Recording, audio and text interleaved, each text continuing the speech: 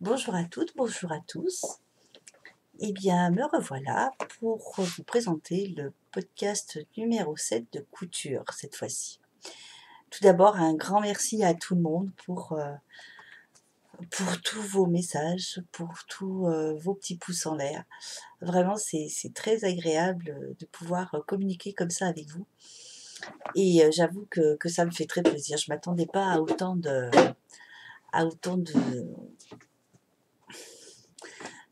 visionnage sur mes vidéos et vraiment là je suis super contente. Merci aux abonnés, vous êtes près de 650 bientôt je crois et puis bienvenue aux nouveaux si vous venez juste de découvrir ma chaîne.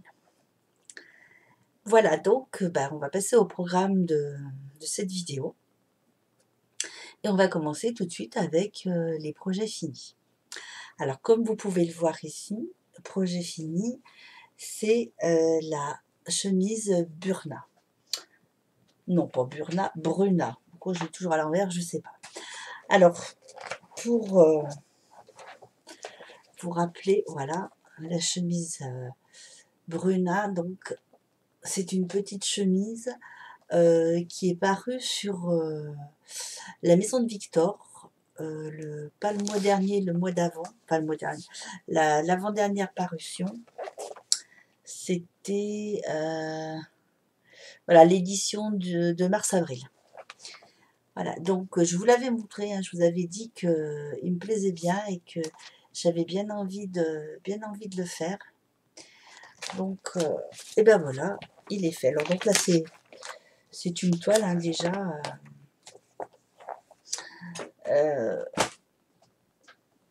Parce que bon, c'était une des premières chemises que je faisais et j'avais pas trop envie de me rater. Donc là, j'avais acheté au Coupon de Saint-Pierre, voilà, Coupon de Saint-Pierre, des 3 mètres de tissu en viscose, viscose jacquard et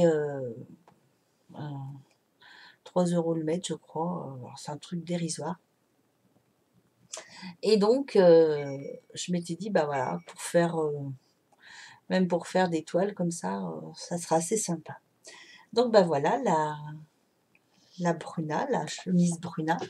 Je vais me reculer un petit peu pour mieux vous la présenter, voilà, hop. Donc elle n'est pas tout à fait finie, je vous ai dit projet fini, je triche un petit peu parce qu'il lui manque plus que les pressions. Alors je vais mettre des pressions sur celle-ci parce que c'est un tissu qui s'effiloche énormément et j'ai peur qu'avec les boutonnières, comme j'en ai encore pas trop fait à la machine, j'ai peur que ça l'abîme. Donc je vais mettre des pressions et puis la prochaine je pense que je la ferai avec des boutons.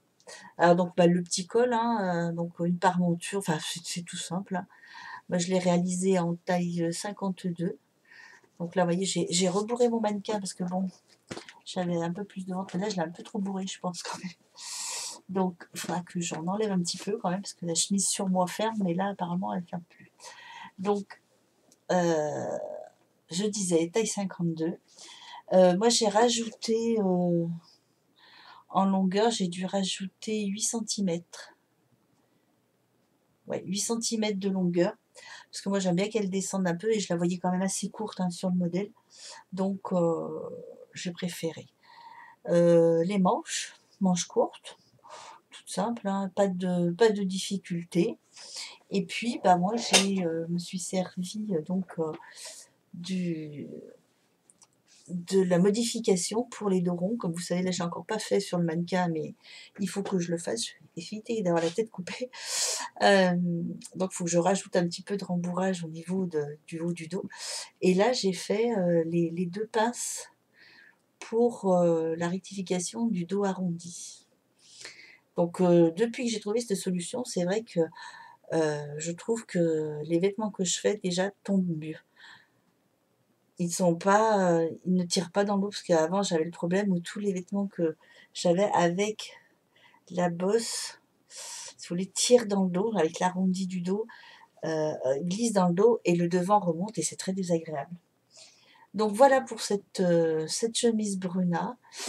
Pas de difficulté particulière, sauf que moi je pense que je ferai, alors est-ce que c'est parce que j'ai pas encore bien l'habitude, mais je pense que je ferai le col un peu plus large pour avoir un peu plus de rentrée, parce que j'ai trouvé que c'était, vu que c'est un tissu qui s'effiloche beaucoup, alors je sais pas si ça vient de là, mais j'ai trouvé que c'était un petit peu juste pour faire, parce qu'on coud la première, le dessous du col, on le coud donc au vêtement.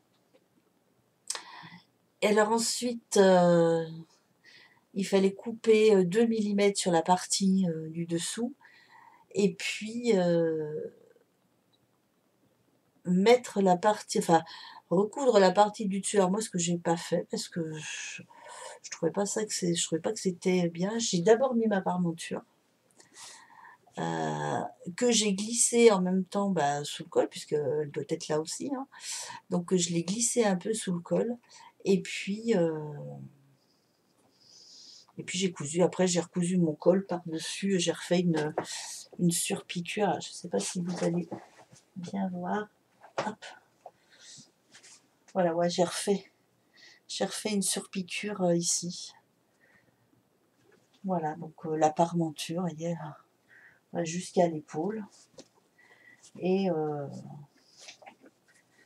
voilà, donc pas de pince, pas de pince de poitrine, donc rien à réajuster de ce côté-là. Moi, simplement, la simple rectification que j'ai fait, c'est la longueur, parce que je la voulais plus longue, et la rectification pour le dos arrondi. Voilà tout ce que j'ai fait en rectification.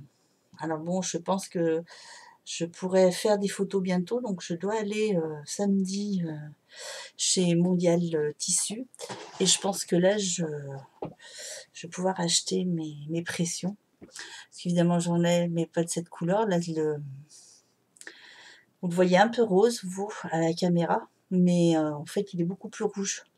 Le motif jacquard ressort beaucoup plus rouge. Donc voilà, pour ce qui est de cette chemise Bruna que j'ai enfin réalisée. Alors, nous allons passer, autre top que j'avais fait, j'ai dû le faire l'année dernière, ouais, août dernier, je pense. Ah, je vous le montre, je le porte aujourd'hui. Voilà, hop. Donc voilà, c'est un... Je vais prendre la place de mannequin, s'il veut bien me laisser la place. Voilà.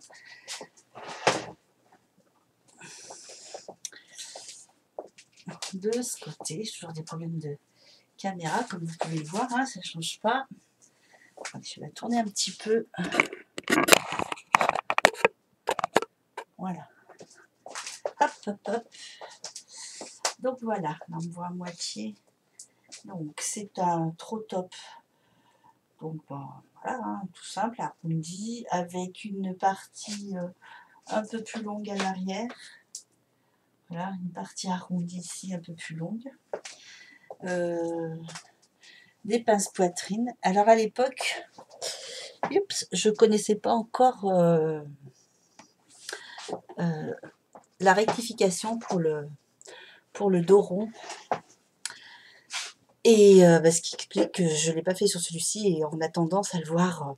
C'est vrai que je suis souvent en train de le retirer sur l'avant, parce qu'il a tendance à partir un peu plus en arrière. Donc je pense que si j'avais fait au niveau du dos, là ici, puisque logiquement, quand je la fais, moi je pars à 3 cm du cou pour créer ma pince. Et ce qui fait que ça me remonte bien, ça me donne bien le tissu nécessaire pour éviter le désagrément des dos arrondis. Oh, j'ai couru le marathon. Donc voilà pour ce qui est du Trotop. Alors oui, donc le Trotop, c'est un modèle que vous connaissez toutes, je pense, d'Ivan S. Avec bah, les pinces, donc Ludo Ivan S, hein, c'est dans son en supplément du patron. Je l'ai réalisé dans une crêpe viscose, ou viscose crêpe, je sais pas dans quel sens on le dit, mais bon, voilà. Voilà, c'est des petits perroquets, hein, tac, tac, tac. Des toucans plutôt. Voilà. Bon, joli tissu, moi il m'avait bien plu. Puis alors, ce qui est agréable, c'est qu'il est super léger. Donc, la petite manche en plus, avec ben, un ourlet un petit peu large. J'ai bien aimé cette façon de faire. Voilà, autrement, ben, tout bête, hein, tout simple. Que vous dire? Ben, celui-ci, ben, par monture aussi, voilà. Par monture, en V derrière. Ah oui, je ne vous ai pas montré, il est donc en V derrière. Et alors celui-ci, non, je ne l'ai pas rallongé. Je crois que je l'ai fait, ouais, je l'ai fait tel qu'il est donné sur le patron d'Ivan S. Je ne l'ai pas, non, parce que à l'époque non plus, j'avais pas encore tous les cours d'Elsa de Urban Ferry. Ah, vous devez connaître aussi, je pense, Elsa Couture, et qui nous propose des cours de couture pour apprendre déjà les bases. Et puis après, elle nous montre tous les ajustements qu'on peut faire, aussi bien longueur, la taille, pour la poitrine, changer les pinces de place.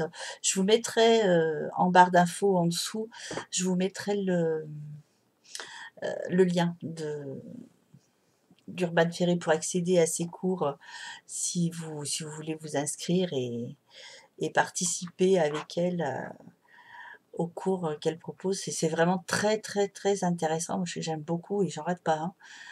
Je suis un petit peu en retard pour exécuter parce que je les visionne tous. Et après, il faut que je fasse les exercices. Donc, chose que je n'ai pas encore faite. Si, le seul exercice que j'ai fait hier, avant-hier, c'est le réglage, parce qu'elle nous montre comment régler enfin sa surjeteuse d'une façon radicale, si j'ose dire, parce que vraiment, c'est très très simple. Alors que jusqu'à maintenant, on réglait, moi je n'osais pas trop la toucher. Donc, il y avait un réglage, je laissais comme c'était et vogue les galères. Et alors que là, vous pouvez voir même sur la... Je vais essayer de vous montrer là si je peux. Voilà, voilà. J'ai surjeté tous les bords de la Bruna avec les réglages d'Elsa. Et franchement, il faut vraiment pas avoir peur, hein, parce que moi je sais que j'avais la surjeteuse. Ma fille en avait une. Et puis bah soit elle me disait: «Maman, prends-la, je te la prête si tu veux, essaye et tout ça», et puis moi, bon, quand c'est pas à moi, j'ose pas trop parce que j'ai toujours peur de faire des bêtises. Donc je l'ai jamais utilisée, celle de ma fille.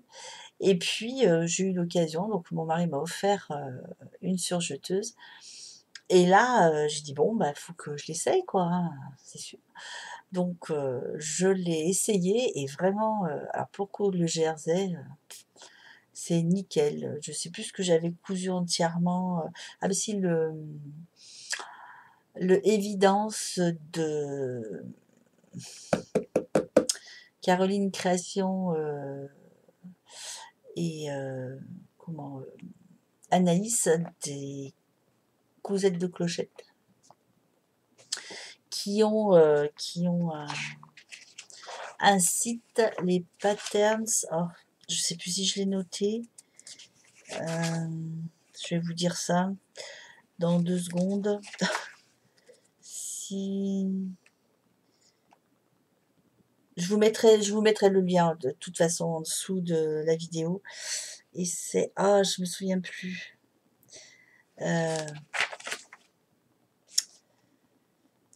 Non, bah je l'ai plus en tête. C'est les bobines patterns, voilà. les Bobines Patterns, donc avec Caroline Création et Anaïs, les Cousettes de Clochette. Et donc j'avais fait une évidence, mais mon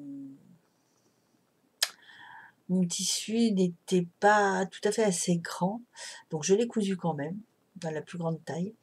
Et puis, du coup, quand j'ai voulu essayer, bah non, j'étais trop serrée. Alors j'ai rentré dedans, mais j'étais vraiment trop serrée. Donc du coup, je l'ai fait essayer à ma fille qui, elle, lui va parfaitement. Alors il est un petit peu plus loose quoi pour elle, mais il lui va super bien. Donc bah, je lui ai donné celui-ci, je l'avais réalisé complètement à la surjeteuse. Mais je n'avais pas encore les réglages d'Elsa, donc ce serait aujourd'hui, ce sera encore plus simple parce que bon, les réglages seraient nickel quoi. Et c'est vrai qu'on s'en fait un monde, hein, autant pour l'enfilage que pour tout le reste. Et finalement, c'est simple comme bonjour quand on sait, comme dit Elsa, quand on sait enfiler une machine à coudre, et ben c'est pareil quoi. Il y a un schéma à suivre et voilà, on le suit et puis c'est tout. Faut pas avoir peur de défiler et renfiler à chaque fois qu'on en a besoin. Les bobines, les couleurs qu'on a envie, les fils qu'on a envie, parce que vraiment, c'est très très simple. Voilà, donc je vous ai montré mon trop top, la Bruna, et maintenant dans ce que j'ai fait aussi depuis la dernière fois, c'est un sac à projet que je n'avais jamais fait de sac encore. Alors bien souvent on commence par des choses simples, mais moi non, c'est moi. Donc j'ai fait un sac à projet pour le tricot, hop, que je me mette dans le bon sens, voilà, pour le tricot, et j'ai pris le modèle sur YouTube, sur les vidéos de Magdalena. Alors super sympa, voilà, elle fait faire un petit fond avec voilà, les angles coupés, 2 petites anses, et puis doublé à l'intérieur. J'ai doublé avec une petite cotonnade que j'avais, d'un chemisier que j'avais un peu raté, qui était beaucoup trop petit. Voilà. Et puis j'ai fait une poche intérieure, donc format A4 pour pouvoir mettre les feuilles d'imprimante quand j'imprime des patrons. Voilà. La seule chose que je regrette un peu de ne pas avoir fait, parce que j'en avais plus, c'est de ne pas avoir mis du thermocollant dans la poche. Parce que bon, l'air était un peu plus rigide. Alors bon, souvent, dedans, j'ai le livre de Lise Taylor, bien souvent, voilà. Donc bien souvent, il est tout le temps dedans, parce que je ne m'en sépare pas. Et ça me rigidifie un peu ma poche et ça me tient un peu ma poche. Donc voilà. Mais alors très simple à faire, très, très agréable comme petit sac.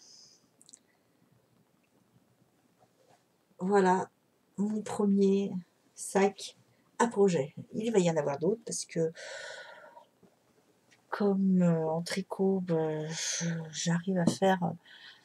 J'essaye de ne pas faire plus de 2 projets à la fois parce qu'après. Mais bon, je vais en faire un autre déjà, un petit peu plus petit pour les chaussettes par exemple. Mais bon, ça c'est une autre histoire, c'est le tricot. Donc voilà mon petit sac. Donc c'était une toile que j'avais trouvée aussi, celle-ci sur le marché. J'ai payé ça, c'était 1 € le mètre, je crois, ou 1,50 € le mètre. Je sais que ça n'est pas 2 €. Et voilà, j'en ai acheté plusieurs. Donc j'avais fait des bouillottes de Caroline Création qu'elle nous avait montré, tout ça, rempli de riz et tout ça. Enfin bon, je vous montrerai ça une autre fois, ou si je vous ai déjà montré, je ne sais plus. Donc un tissu qui se tient bien quand même, hein. Donc pour faire les sacs, ça va bien, je trouve. Donc voilà pour ce qui est d'une nouvelle création. Et puis il y a quelques mercredis de ça, donc j'avais ma petite fille, Et puis j'ai décidé qu'on allait faire un petit atelier toutes les 2 parce que bon, j'aime bien l'occuper aussi, de temps en temps quand elle est avec moi, ça la sort de son téléphone, n'est-ce pas? Comme tous les ados d'aujourd'hui. Hem Et on a décidé, de faire, un tapis de bain.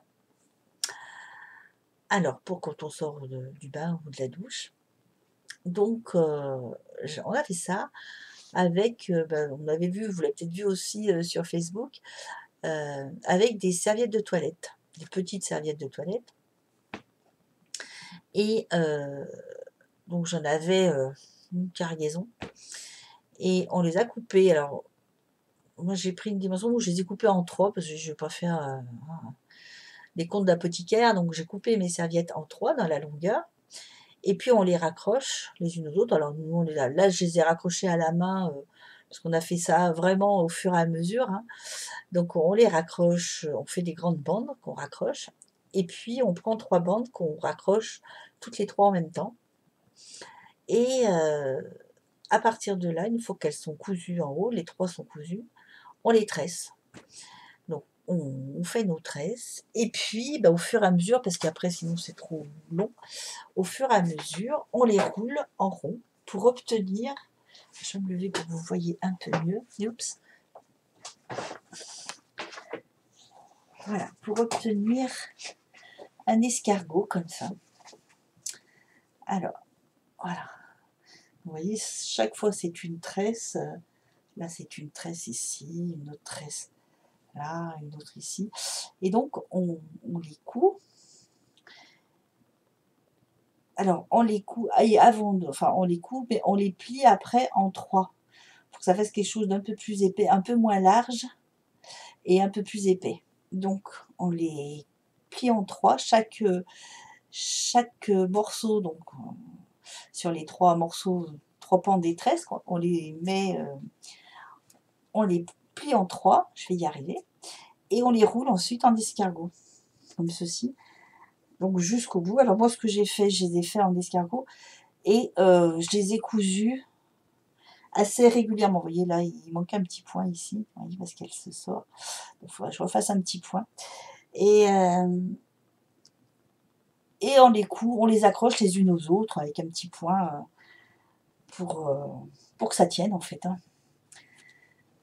Et donc voilà, toute sortie de bain. Alors j'avoue que c'est bien agréable quand on sort du bain et que du bain ou de la douche et par terre au lieu d'être sur un tapis qui est quelquefois trop fin, qui glisse un peu, là j'avoue que c'est bien agréable et ça absorbe bien en fait, hein.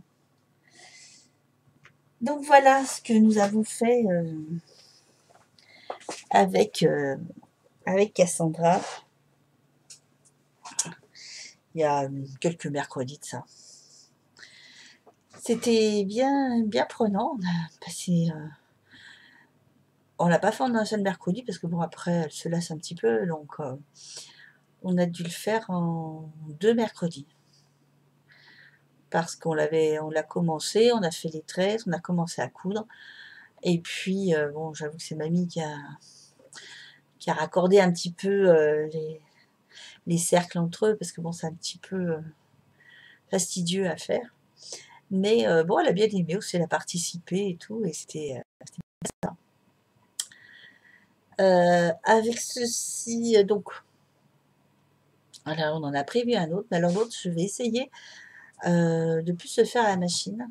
C'est-à-dire que j'ai l'intention de déjà coudre les bandes, faire mes longueurs cousues à la machine au lieu de les coudre à la main, comme ça, comme je l'avais fait là pour cette fois. Et puis, je vais, chacune les plier en 3 et les passer à la surjeteuse, surjeter, la partie, qui sera repliée, enfin puisque ce sera en 3 donc les 2 parties repliées. Je pense que ça aura encore un peu plus de tenue et puis après, pareil, on fera les tresses. La seule chose qu'on ne pourra pas faire à la machine, c'est, de coudre le petit escargot, voilà, on n'aura plus qu'à le refaire à la main. Bon, c'est un petit peu fastidieux, mais après, une fois que tout le reste est fait, je pense que ça va aller, ça va assez vite quand même. Donc voilà, faire une grande, grande tresse et puis recommencer. Ah, je sais pas si je vais le faire rond, parce que j'avais l'intention, parce que je me disais peut-être que pour mettre devant la baignoire, je le ferais peut-être rectangulaire. Je vais essayer. Si j'arrive, si ça donne quelque chose de sympa, je le ferai peut-être rectangulaire, ouais. Pour voir, pourquoi pas. Ce sera peut-être moins évident pour faire des angles, ou ovales, ou je sais pas. Enfin, je verrai, je vous montrerai ça quand il sera fait. Je vous montrerai ce que ça donne une fois réalisé. Donc voilà pour les projets finis de cette fois-ci. Nous allons passer aux achats, parce que cette fois-ci, il y a eu pas beaucoup, hein. On est allé au marché, pas dimanche dernier, le dimanche d'avant. Et donc avec ma fille, on était toutes les deux. Et donc, on a acheté des tissus. Alors, moi j'ai acheté cette viscose ultra légère, j'irai un petit peu transparente aussi. Hop, c'est tout déplié, voilà, c'est pas grave. Voilà. Donc ce tissu que je trouve super joli. Par contre, je pense que effectivement, il va être un peu transparent. Parce que là, quand je le mets, je sais pas, faut voir au jour. Vraiment le voir au jour. Alors bon, là, je vais faire quoi? Je sais pas. J'en ai pris 2 mètres comme à chaque fois. Je vais pas prendre moins de 2 mètres. Donc, en général, je me dis toujours, de toute façon, ça servira quand même à quelque chose. Et 2 mètres, je pense que je vais faire un petit haut, c'est-à-dire soit refaire un trop top, ce que j'aime bien, soit un plantain aussi. Euh, ouais, peut-être. Enfin, je sais pas encore. Enfin, il y a plein de modèles. J'ai des modèles aussi de chez Elsa, enfin Urban Ferry, que j'aimerais bien faire. Donc, je sais pas. Mais je pense que, de toute façon, là-dessus, ce sera pas une robe parce que c'est beaucoup trop léger. Et ouais, mais je pense que ça va être un petit haut sympa, style un petit peu tunique, un petit peu long, comme j'aime, quoi. Ensuite, j'ai acheté celui-là, j'ai trouvé super sympa. J'ai beaucoup aimé l'imprimer. Oups. Voilà, voilà, celui-ci très. Alors c'est un jersey, celui-ci. Par contre, celui-ci est transparent. Vous voyez là il est à simple, comme vous le voyez, et vous voyez derrière, on voit un petit peu la couleur de mon haut. Alors celui-ci, pareil, hein, 2 € le mètre. Donc j'en ai pris 2 mètres aussi.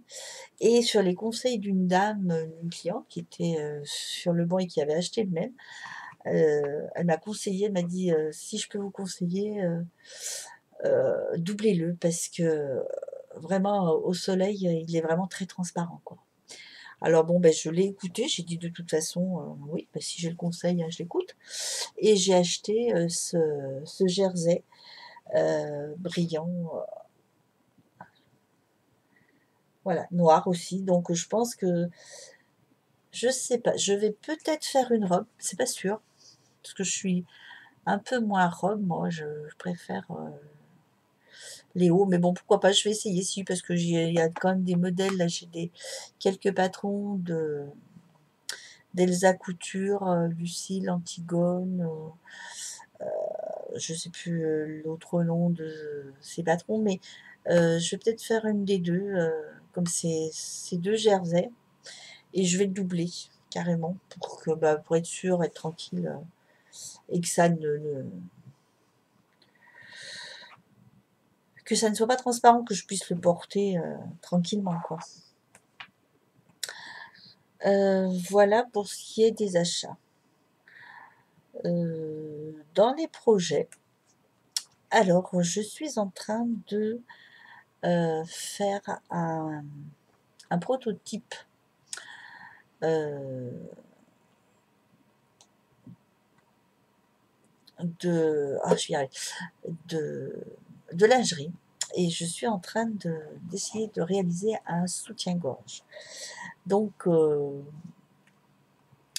voilà, pour le moment, c'est vraiment le début, puisque j'ai fait ça dans un vieux tissu pour voir vraiment les dimensions, ce qu'elle donnait. J'ai pris sur la vidéo de pour Paul LOL. Donc on vous explique bien pour prendre les dimensions, comment les prendre, comment faire. C'est assez bien expliqué, j'ai bien aimé. Donc j'ai fait le premier, j'ai acheté le matériel qu'il me fallait parce que je me dis que voilà, si je vais à Mondial Tissu, donc pour chercher les pressions pour le Bruna, j'en profiterai aussi pour acheter un petit peu, peut-être un petit peu de tissu un peu plus fin que pour la lingerie, quoi, que ce que j'ai utilisé. Moi, j'ai utilisé des chutes qui me restaient, donc il n'y a pas de, mais du bruit. Il n'y a pas de souci.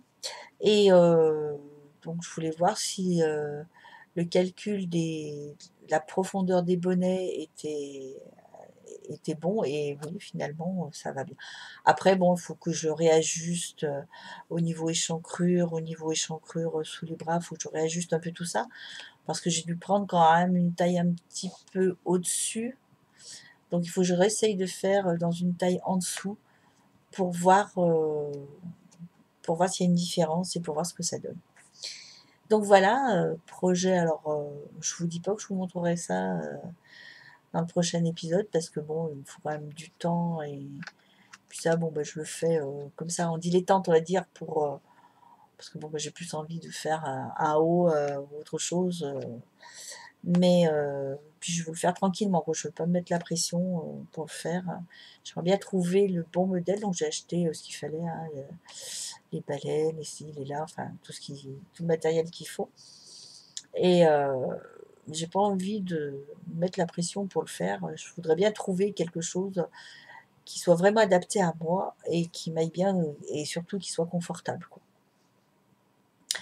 Donc voilà, je vais essayer ça, et puis ben, je vous tiendrai au courant de l'avancée de tout ce petit projet, savoir si je m'en sors.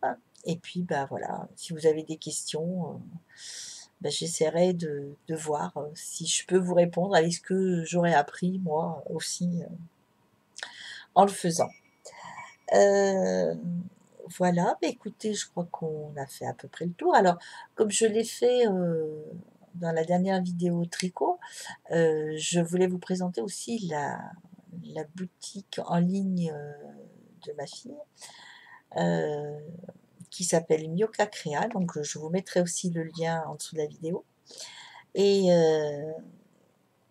donc, c'est une boutique où on fait des bijoux, alors voilà, ce style-là, parce que je suis mis aujourd'hui, vous avez pu les voir aussi dans la vidéo tricot, la dernière vidéo tricot. Voilà, ce sont des petits bijoux, des pendentifs en pâte polymère. Alors celui-ci, on l'avait appelé jardin, je crois, parce que bon, bah, hop, je vous le montre, voilà. Il est plein de petites fleurs en relief. Voilà, toutes petites, c'est tout fait à la main, hein, on s'amuse à faire ça. Bon, après, là, il y a les petites boucles d'oreilles qui sont assorties. On essaye après d'assortir un petit peu, de faire des petites parures, quoi, sympa. Et puis, on peut trouver aussi du quilling. Alors, je vous laisserai aller voir si ça vous intéresse dans la dernière vidéo tricot. Sur la fin de la vidéo, vous pourrez voir aussi un cadre que j'avais fait, le tout premier cadre que j'avais fait pour essayer. Là, j'ai pas pensé d'en ressortir un. La prochaine fois, je vous en sortirai un pour vous montrer ce qu'on peut faire avec du papier, parce que le quilling, ben, pour ceux qui ne savent pas, c'est l'art de rouler le papier. Et donc, je vous montrerai ce qu'on peut faire avec, avec du papier roulé. C'est surprenant quelquefois. Enfin, je sais qu'au début que j'ai connu le quilling, j'ai été époustouflée, parce que vraiment, on peut faire des choses magnifiques avec ce système. Donc voilà, bah, je vous mettrai tout ça en barre d'infos, en dessous de la vidéo. Et puis, bah, je vous remercie, d'avoir partagé ce petit moment avec moi. Je vous laisse mettre les petits pouces en l'air. N'oubliez pas les commentaires parce que c'est ce qui me fait encore le plus plaisir, c'est de pouvoir discuter un peu avec vous. Si vous avez quelques questions que ce soit et que je puisse y répondre, c'est avec grand plaisir.